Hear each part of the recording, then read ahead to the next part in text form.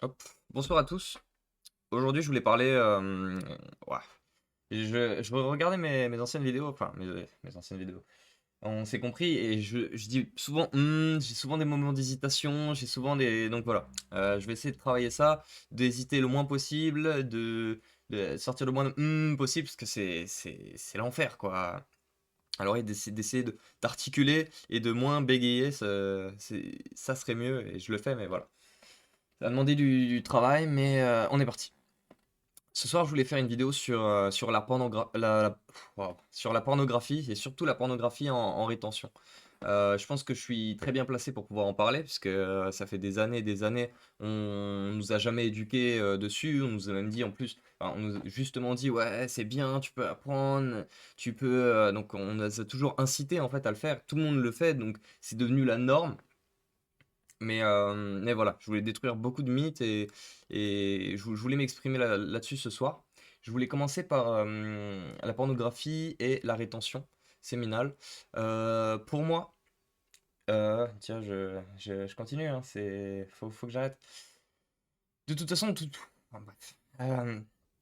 La pornographie en rétention séminale, c'est le piège, c'est le trap. Moi, c'est ce qui m'a niqué. J'étais milieu de semaine 8, donc je me sentais puissant, je me sentais comme un dieu, je me sentais inarrêtable, je me sentais mon cerveau totalement désexualisé. Donc ça fait 8 semaines, enfin non, c'était 7 semaines et demie. 7 semaines et demie sans regarder de contenu pornographique, mais ça vous change la vie, ça vous change votre état d'esprit, ça change tout.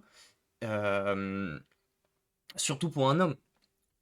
Et donc, je me sentais inatteignable, je me sentais intouchable, etc. Je suis retourné à mon appartement, donc cette semaine et demie, c'était facile entre guillemets parce que j'étais tout seul. J'étais tout seul, j'étais bien entouré.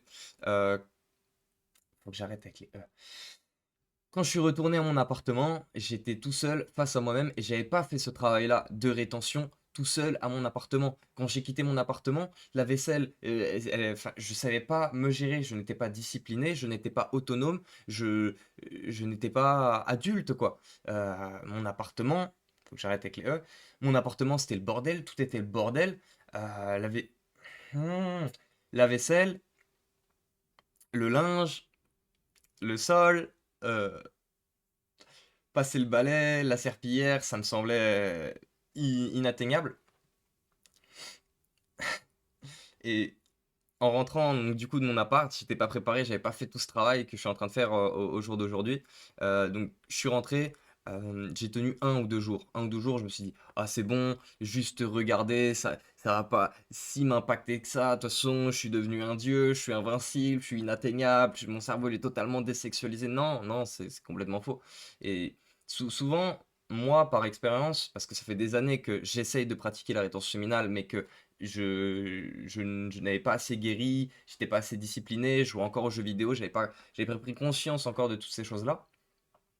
Euh, ce que j'ai compris avec ces 2 ans où j'essaye de pratiquer au maximum que je peux la rétention minale, c'est qu'il suffit d'une image. Il suffit que tu acceptes, tu tolères d'aller regarder une image, même ce qui m'est arrivé ce matin, c'est-à-dire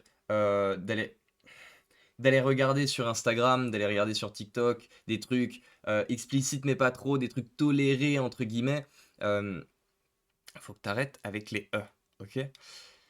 Puis après, si tu acceptes ça, tu vas accepter d'aller regarder juste des images en disant oh, juste des images. Et puis les images vont se transformer en juste des vidéos où au début, t'as pas le droit de te toucher. Tu te dis ouais, je me touche pas, donc du coup j'ai le droit. Mais au bout d'un moment, tu t'éloignes de ton cerveau logique, etc. Et tu laisses ton cerveau reptilien, ton cerveau inconscient, ton cerveau te piloter, retourner en autopilote. Et quand tu es en autopilote, bah, ton jugement est altéré et donc du coup, tu le fais, tu prends conscience après que tu l'as fait en fait. Tu dis, bah, quand c'est trop tard.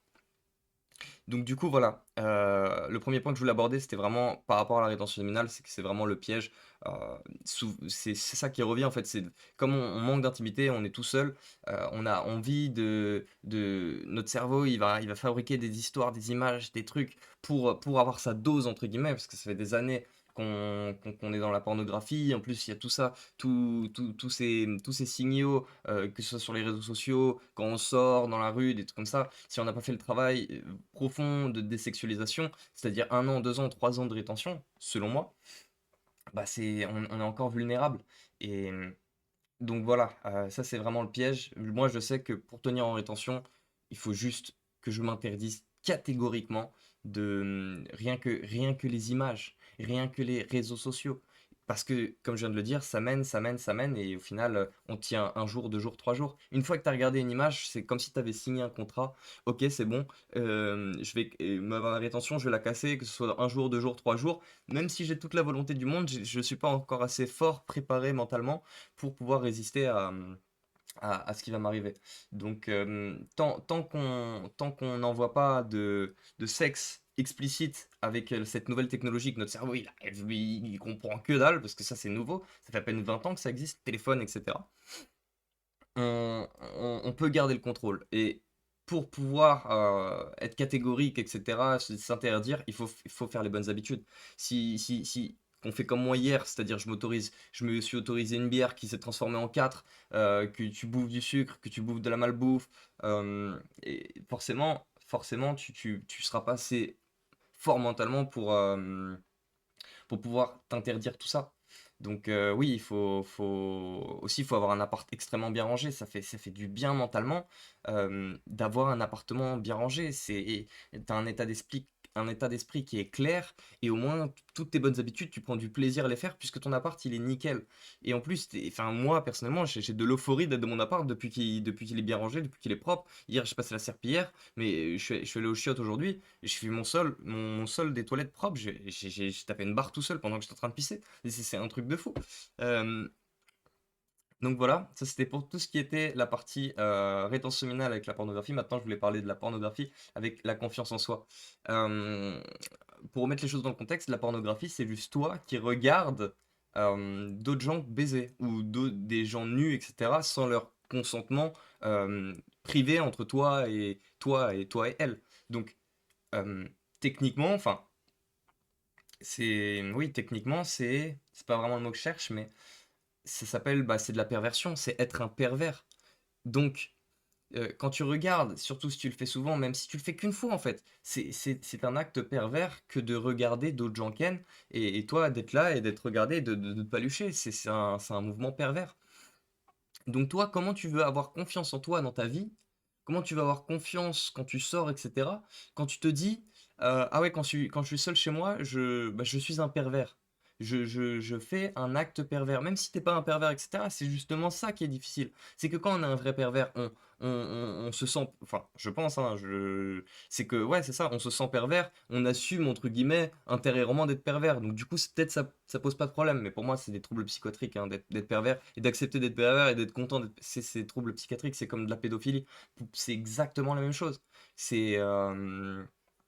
Peut-être les pédophiles, ils sont bien dans leur corps parce ils se sentent pédophiles. Euh, mais nous, le commun des mortels, on n'est pas pervers, on se sent pas pervers. Et donc, du coup, le fait de faire un acte pervers alors que tu n'es pas pervers, bah, comment tu vas avoir confiance en toi? Aussi, le deuxième point que je voulais aborder, c'est comment tu veux aborder une fille, comment tu veux parler à une fille, comment tu veux le truc quand dans ton cerveau, ce que tu lui donnes à manger à ton cerveau comme nourriture, c'est de la pornographie, c'est des contenus explicites, c'est des boules, c'est des trucs, et c'est des actes pervers. Donc du coup, tu donnes ces actes pervers, des trucs comme ça, à manger à ton esprit. Bah donc du coup, quand tu vas parler, tu vas sortir des rots de vomi, ton cerveau il va sortir des rots de vomi de trucs, la meuf elle va le sentir, et tu peux pas être confiant en fait. La confiance en soi, je trouve que je pense que j'en ferai une vidéo, une autre vidéo, mais c'est plus détaillé, c'est par rapport à la physiologie et le mental. C'est-à-dire en rétention minale, en fait, on est attractif, on est comme un aimant, parce que les femmes le sentent dans notre physiologie, c'est-à-dire notre corps, comment on est posé, comment on marche, notre démarche, etc. Moi, quand j'étais à 6 semaines, je crois que j'étais à un parc d'attractions, et il y avait des meufs en hauteur, un groupe de meufs en hauteur qui faisaient la queue, tu vois. Et, et elles m'appellent, elles me font: Ah, alors c'est la fête, c'est la fête. Je comprenais rien. Pendant 21 ans, j'étais invisible de toutes les meufs qui existaient. Et là, il y a des meufs, ah, c'est la fête. Genre, elles voulaient mon attention. Et heureusement, il y a ma sœur qui est arrivée, qui a vu ça et tout. Et je leur ai dit, ouais, vous êtes bizarre, vous, en parlant aux meufs. Et après, je me suis barré avec ma sœur. Et je dis à ma sœur, putain, mais ça fait bizarre. Je sens que c'est bizarre. Je me sens bizarre. Euh, c'est la première fois que ça m'arrive. Elle me dit, ouais, mais c'est normal, c'est parce que t'as le prime, t'es au prime de ta beauté, etc. J'ai dit, non, non, non, c'est pas ça. Je pense que, parce que même ma sœur, toute ma famille est au courant que je suis abstinent. Moi, je l'ai dit à tout le monde. Comme ça me pousse à le faire. Je suis très honnête. Moi, je suis très transparent sur plein de trucs. Je leur ai dit que j'ai déjà pris de la drogue. Je leur ai dit que je suis tombé de la nain. Parce que ils sont responsables à 50%, selon moi, étant mes parents, de ce qui m'est arrivé quand j'étais ado, quand j'étais enfant, ce qui m'est arrivé dans ma vie de jeune adulte. C'est-à-dire que j'ai été renvoyé de chez moi à mes 17 ans et demi. Donc, du coup, c'est eux les responsables. Donc, du coup, j'ai pris de la drogue. Ouais, mais c'est pas. T'es 50% responsable. J'ai le 50% responsable. T'as le 50% responsable. Je m'égare, mais voilà. Tout ça pour dire que je dis non, je pense que c'est le fait d'être abstinent, parce que je dis pas rétention pénale avec eux, je dis abstinence. Comme ça, c'est compréhensible. Je dis non, je pense que c'est l'abstinence et tout. Elle me dit non, mais c'est juste parce que t'as ton prime de ta beauté. Et regarde, comparé à avant, t'aurais ta capuche, t'aurais les épaules recroquevillées. Donc, du coup, forcément, les meufs, elles te calculaient pas. Là, ça se voit que t'es souriant, t'es confiant, t'as des marches, t'as les épaules tranquilles en arrière. Tu vois, et et c'est elle qui m'explique ça. Putain, truc de fou. Et ça m'aurait jamais arrivé si mon cerveau était sexualisé, puisque dans mon inconscient, il y a ça qui travaille en boucle. Il y a les culs que j'ai regardés juste avant, les trucs comme ça, les trucs honteux, les trucs pervers. Donc du coup, ta confiance en toi, tu peux pas être confiant. Ta physiologie, elle peut pas être confiante. Plus la rétention séminale qui te donne une énergie, une patate, qui te donne tout ce que tu veux. Enfin, ouais, c'est pour ça que c'est arrivé. Donc voilà, je pense que j'ai à peu près tout dit ce que j'avais dans la tête pour aujourd'hui. Je pense que je referai d'autres sujets sur la pornographie, puisque